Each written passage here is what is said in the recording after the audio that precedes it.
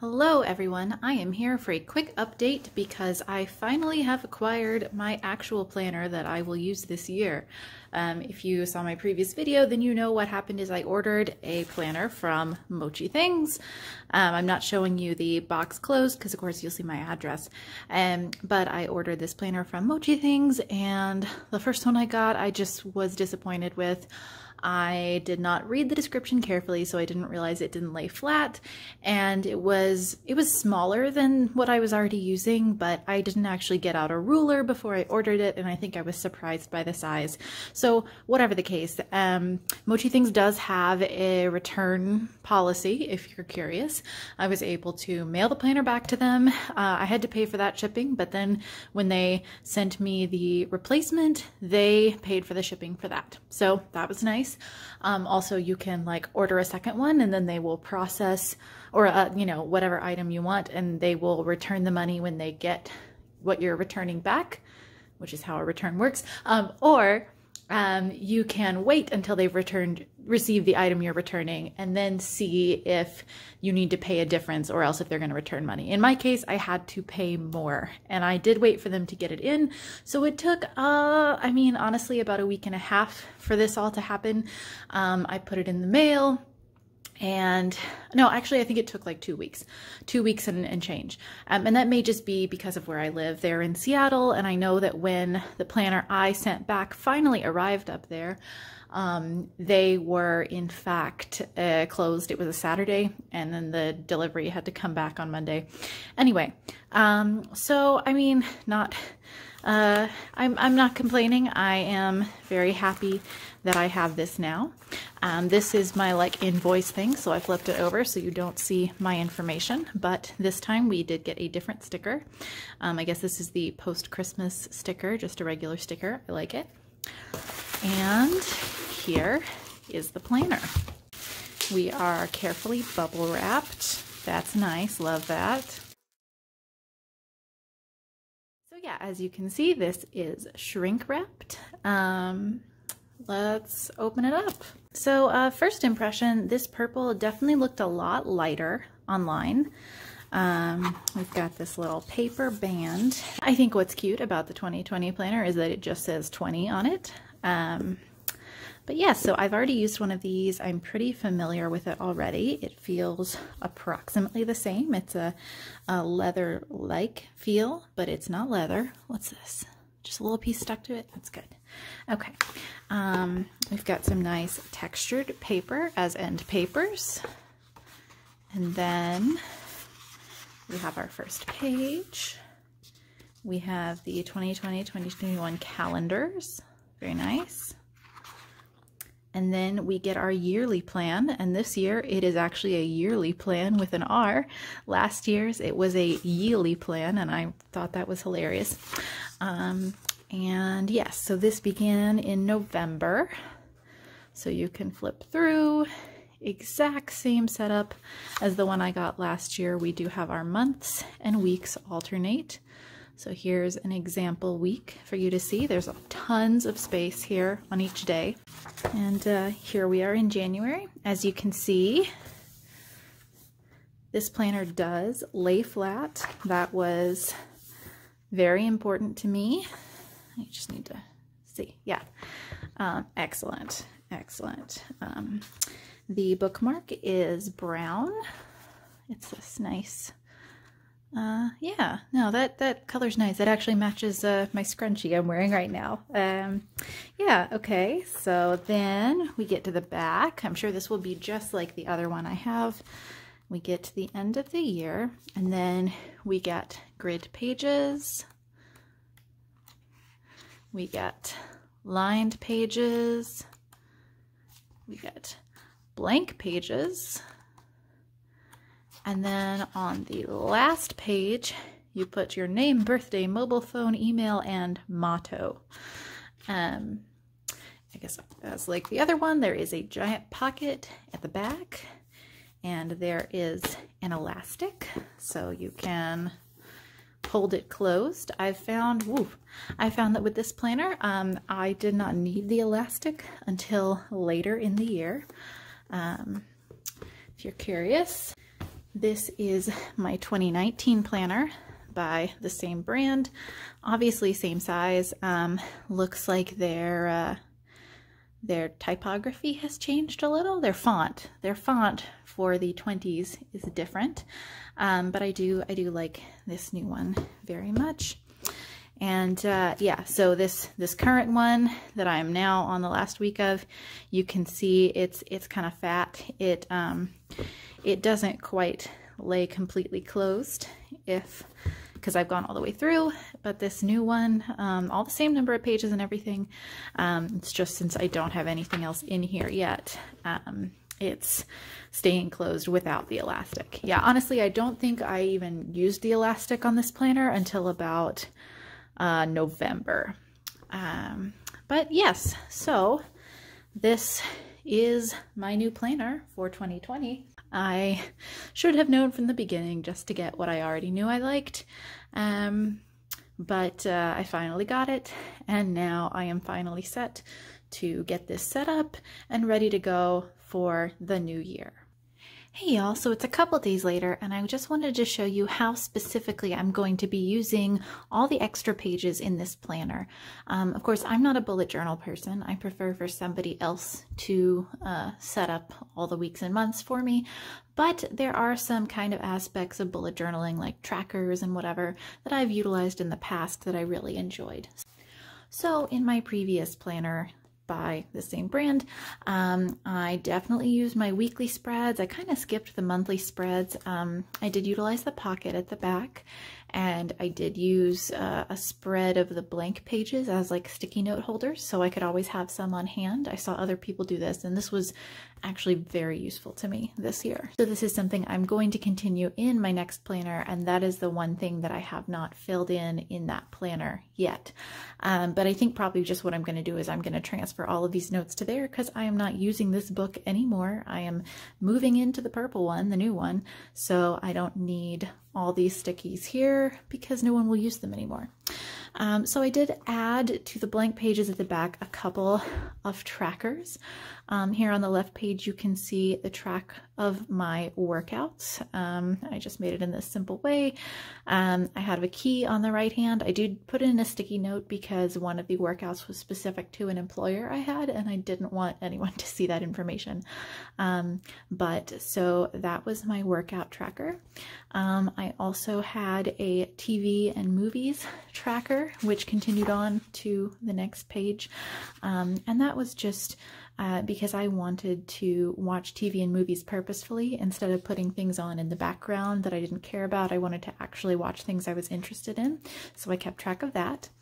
Also, it helped when I forgot what season of Great British Baking Show I was on.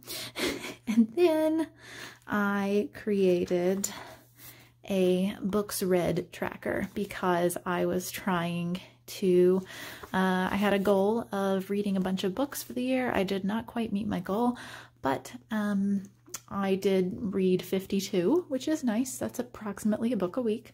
And I've upped that goal in the new year. I did have a lot of unused notes pages in here, just a lot of completely blank, you know, whether they were the blank pages, the lined pages, or let me go back. I still had lots of blank grid pages too.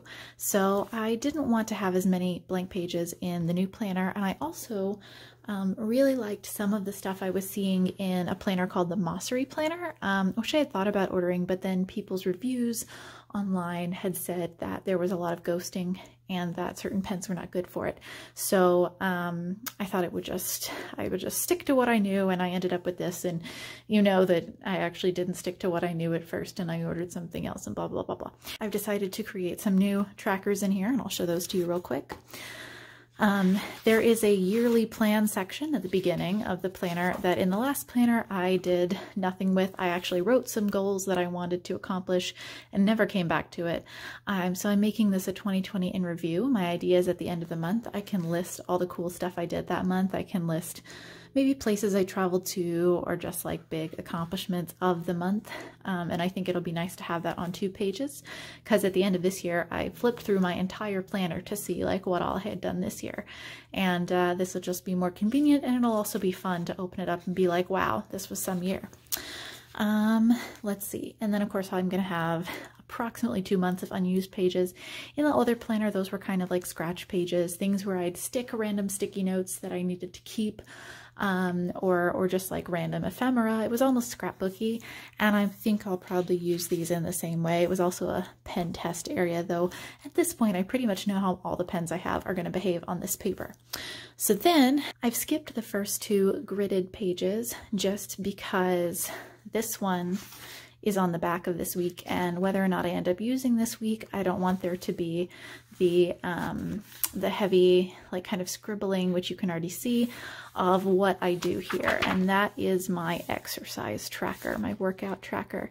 I did kind of run into something this time. This took a lot of planning, how to do the squares, because I realized the grid on this is a lot bigger than in the previous planner, and so I couldn't fit as much necessarily, but I think this is going to work out just fine. I have a little key down here I'm going to add to it as I add on different things that I want to track, but that's just, you know, obviously January's already started, you know, now today's the 4th, and that's that. So not sure about this page. Maybe I'll find something to put on it later, but next I have this month by month section of goals and reflections. I liked how in the gridded section this was divided conveniently into 4, so I went ahead and used that, and this is based on something I saw, like I said, in the MochiThings planner, where it makes you kind of reflect at the end of the month and then set goals for the next month. And I think that that could actually be really useful to me, because with the fact that I use a weekly planner, I've gotten really good at looking at the week ahead and being like, okay, this is what's going on. But if I get a couple more weeks into the month, I can be really surprised by what's happening that month. I'm not as good at keeping up with what all is happening in a month, like how much is going to go on. So for example, I haven't done this month yet, but my goals for January are basically going to be surviving. I have a lot of teaching tasks and other tasks that I have to complete this month, and it's going to be really hectic, so I'm not adding anything on else to that. And I think that this will also be helpful because I'm not going to be setting my own goals unrealistically, because I'm going to look ahead and look at, okay, these are all the events I have for the month. I'm going to put them in the goals so that when I attend them, I've, you know, accomplished those goals. And so then I'm also aware, okay, that's going to take several days of energy. I'm not going to be able to do other stuff then. Anyway, I just think this will be really helpful, and I'm copying that out of what I saw in videos about the MochiThings planner. Next, this is, as I do write, this is a publication tracker, and it's, you know, I've written publications because that sounds nice, but really it's more about submissions. I do have a goal of having publications this year, but probably for the most part, each month what I'm going to be writing is how many things I submitted, how many of them were rejected, how many were accepted, if any. And I've broken these 4, I counted out the boxes so that there are 8 months on a page, and then I don't know, I can use this space if I have a reason to, but that's just a nice 2-page spread where I can look back and be like, oh, in January I didn't send off very many submissions. I better get on that for February. So just another way of keeping myself accountable. Then when we get to the lined section, once again, I'm going to have a books read this year section, and I've allotted 2 pages for that because in reading 52 books, I did use 3.5 pages, and my goal is to read 60, and I don't foresee listing that taking over 4 pages. So that's how much I have for that. And then I've added this new section called Warm Fuzzies, which was something a science teacher I had said once.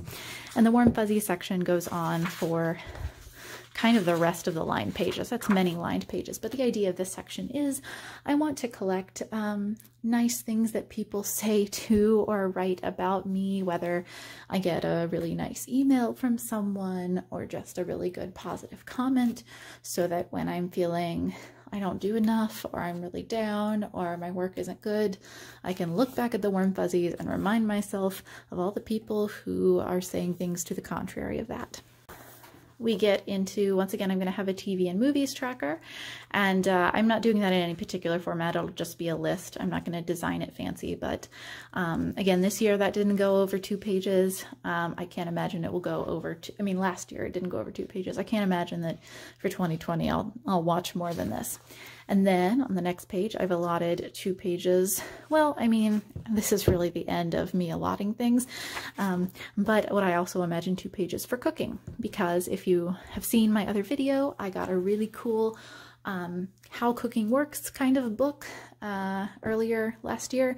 And I'm really excited to try out some recipes and become better at making interesting meals. Right now I just make a lot of meals that will sustain me, but are not meant to be shared with other people and are not, you know, all that exciting. So since keeping, you know, doing some new things with cooking is one of my goals, I have set aside space for that in here as well. And then, like I said, I'll probably put in some sticky notes here or on these last 2 pages. And I may add in more trackers or sections as the year goes on, and as I think there's other things I want to keep track of. But those are just the things that I think are going to be useful to me. And I wanted to share those with y'all, along with my you know, excitement over this new pretty planner. So thank you so much for watching this video. I hope that maybe I've given you some ideas for organizing your own year, or you know, a planner you want to try. And I hope you have a fabulous day.